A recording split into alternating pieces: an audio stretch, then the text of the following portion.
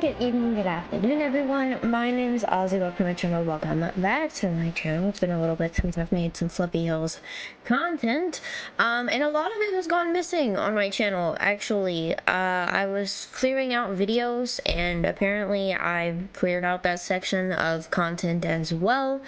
So we're back. Apologies for those of you who really liked my Fluffy Hills content. It'll come back slowly but surely.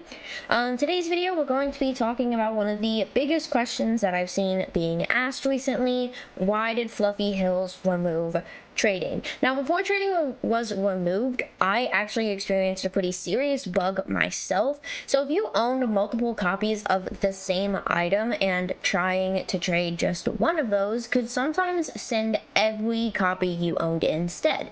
So, for example, if I own 3 pairs of the star earrings and only wanted to trade 1 pair, the game would sometimes trade all 3 pairs at once.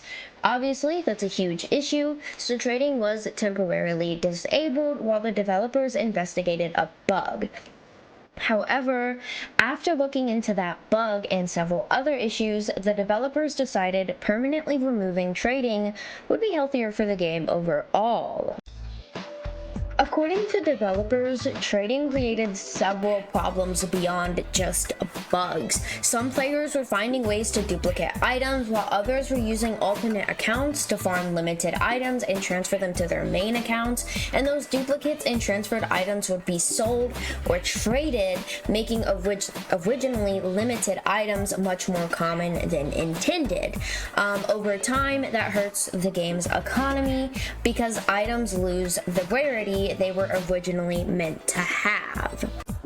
Another major issue was the number of players being scammed or massively overpaying for items. Developers tried several ways to reduce this, by the way, from limiting the maximum amount of amethyst players could hold, creating official Halo value charts, publicly stating that no item in the game should realistically be worth millions of amethyst.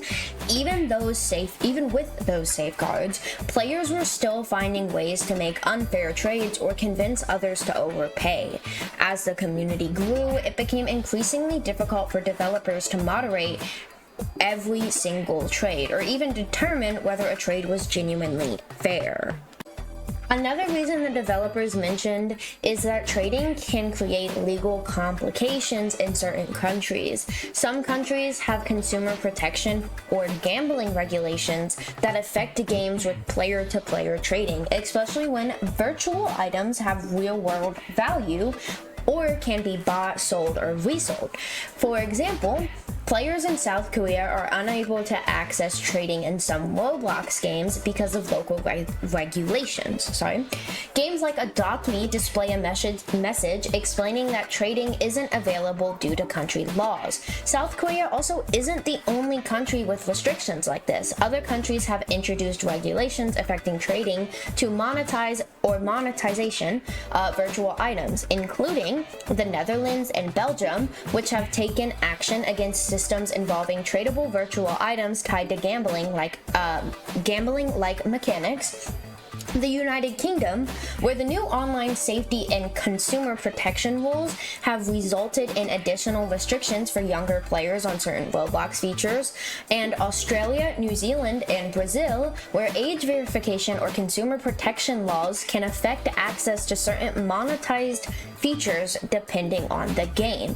It's important to note that these laws don't ban every form of trading in a game. Instead, developers often have to design their games differently or disable certain features in specific regions to comply with local regulations. While this isn't likely the only reason trading was removed from Fluffy Hills, removing trading entirely also means the developers don't have to worry about navigating different legal requirements for different countries.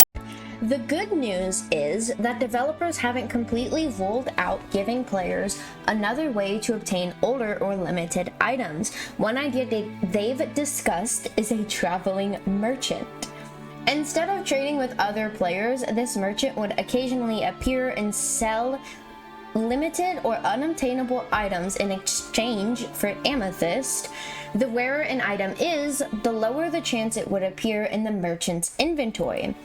The developers have also mentioned the merchant would only sell around 3 items at a time, and those items would rotate on a regular schedule, giving players another opportunity to collect older cosmetics without relying on player-to-player trading.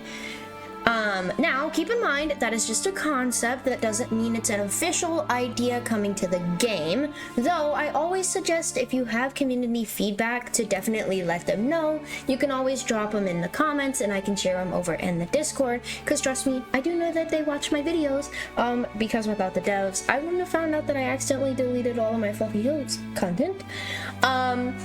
Now, although trading is gone, gifting hasn't disappeared completely. Players can still gift items that are currently available in this shop, though, however, limited items like halos or other unattainable collectibles can't be gifted or transferred to players, helping preserve their rarity and preventing many of the current problems that are, the trading has originally caused. I'd love to hear what your guys' thoughts are. If you guys have concepts on how you could get these rarer items, I've definitely shared a couple, so I'd love to hear what you guys think. Love to see what concepts you guys have, suggestions and things like that. And if I don't get to see you guys later today, I do hope to see you all later in the next one. Bye!